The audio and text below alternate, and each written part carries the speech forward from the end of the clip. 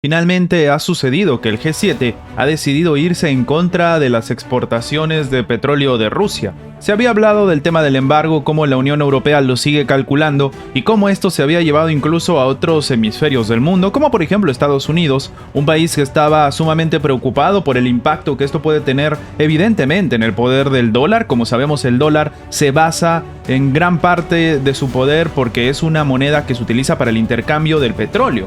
Y claro, si es precisamente este mercado el que está siendo modificado, ya sea por sanciones y demás medidas, evidentemente se puede dar un colapso dentro del propio país. No por gusto, Estados Unidos decidió comprar 100.000 barriles de petróleo ruso en promedio por día hace unas semanas, antes de que el propio gobierno norteamericano le imponga el embargo, le imponga las sanciones al petróleo ruso.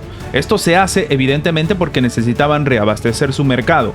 También es verdad que Estados Unidos no podía opinar de la misma manera con respecto a un embargo que se dé en otras partes del mundo, porque el gobierno norteamericano no necesita de una suerte de masivo envío por parte de Rusia de manera semanal, mensual o incluso anual, porque la mayoría de los recursos que Estados Unidos utiliza no eran precisamente de Rusia. Es como imponerle sanciones a un país al cual no le estás comprando absolutamente nada.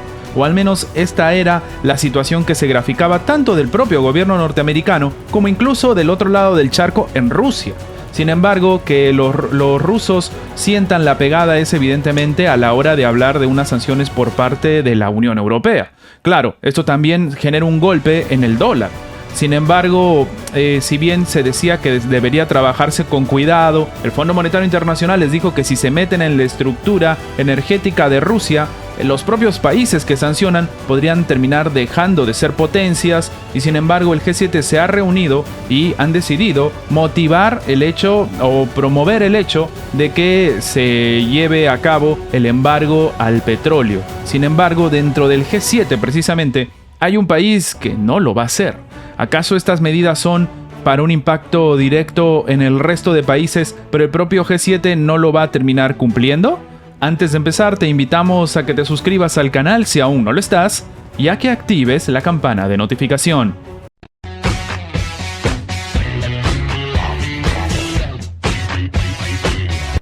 Que todo es parte de un cálculo geopolítico a la hora de tomar decisiones es obvio y todos lo hemos visto a lo largo de todos estos años. Sin embargo, el hecho de que países como Japón, que están dentro del G7, decidan sacar un comunicado en el cual se les diga al resto del mundo que van a promover el embargo de petróleo, pero inmediatamente después digan ellos mismos que no pueden vivir sin el petróleo ruso, como lo hemos comentado en anteriores videos, obviamente nos demuestra que el panorama es complicado y sin embargo se sigue haciendo el esfuerzo, por así decirlo, de apartar a Rusia del resto del mundo. El gobierno asiático, el gobierno japonés, también ha confirmado que de hecho ni siquiera tienen algún tipo de programa de respaldo para lo que sería un suplente del suministro que te da Rusia, que le da Rusia, en este caso del petróleo. A esto incluso ha perdido cierta contundencia el mensaje del G7, porque primero se iba a decir que todos los países del G7 están de acuerdo con que se deje de utilizar el petróleo ruso. Sin embargo, lo que se ha dicho ahora es que los países del G7 están de acuerdo con que se deje de utilizar el petróleo ruso, o que se empiecen a tomar ciertas medidas, se empiecen a tomar ciertos principios para que a futuro se deje de utilizar. Claro, no todos pueden seguir el paso de algunos países. Y claro, si también calculamos que parte del sector energético depende enteramente o casi en su totalidad de Rusia para otros países, pues tenemos que al final algunos países, como algunos comentaban, se están terminando poniendo la soga al cuello ellos mismos. A esto debemos entender también que no es la primera vez que el G7 toma medidas que, por así decirlo, terminan generando un fuerte impacto mundial. Previamente, el G7 en anteriores ocasiones fue el mismo que dijo, por ejemplo, que a Rusia había que sacarlo del sistema SWIFT. no con estas palabras. Algunos hablaban, por ejemplo, de sacarlo del Banco Mundial, algunos hablaban de sacarlo del Fondo Monetario Internacional, de que no tengan, por ejemplo, el tipo de ayudas económicas que suelen tener los países con cierto rango, sobre todo de confiabilidad a la hora de hacer negocios, que lo tiene Rusia y que Estados Unidos está buscando quitárselo. Pero este tipo de medidas, en su momento, el tema de sacar algunos bancos de, por ejemplo, la estructura del SWIFT, generaron un duro golpe en la economía incluso mundial, a la hora de que Rusia dice, ok, está bien, ahora vamos a vender el gas en rublos. Y es en este contexto que incluso llama la atención, porque para algunos sigue siendo un saludo a la bandera, una situación que no tiene ningún tipo de respaldo real. Porque cuando se iniciaron este grupo de sanciones a una cantidad importante de entidades bancarias rusas, se sacó del sistema SWIFT a muchas de estas, pero no se sacó, por ejemplo, al Bank Gazprom, que es el banco de Gazprom, el cual se encarga básicamente de hacer los intercambios de la moneda que te dan, como por ejemplo los euros o dólares, a rublos para efectuar los pagos, en este caso de gas. Claro, si no sancionas al banco que se encarga de vender los suministros de gas y sigues manteniendo toda esta situación,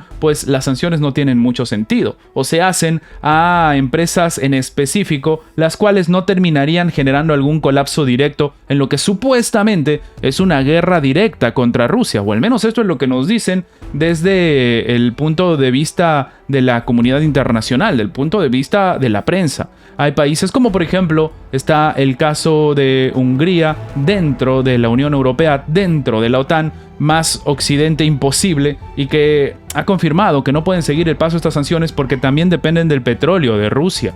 A este panorama se suma algo contundente, y es que si bien esta situación puede generar un gasto todavía mayor y un consumo todavía mayor del tema económico, ya se ha dado el primer paso, aunque como hemos comentado, algunos piensan que es más una suerte de mensaje para Ucrania para decir que se siguen tomando medidas, aunque estas no son tan contundentes y tan reales, mientras que por el otro lado tenemos que ante la comunidad internacional Occidente está haciendo todo el esfuerzo para intentar acabar con el malévolo plan de Rusia, y sin embargo los japoneses y en este caso los otros países que comentábamos van a seguir comprando el petróleo. No pueden dejar de hacerlo, no pueden dejar de comprar y matar de hambre a su propia población, no pueden romper esta cadena de suministros sencillamente por el sentimiento que dicen tener.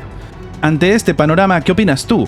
¿Este pronunciamiento por parte del G7 terminará generando consecuencias económicas mundiales, como afirman algunos expertos, o es más una suerte de pronunciamiento a ver cómo lo toma la comunidad internacional y cómo reaccionan otros países del mundo? Déjanos tu opinión abajo en los comentarios.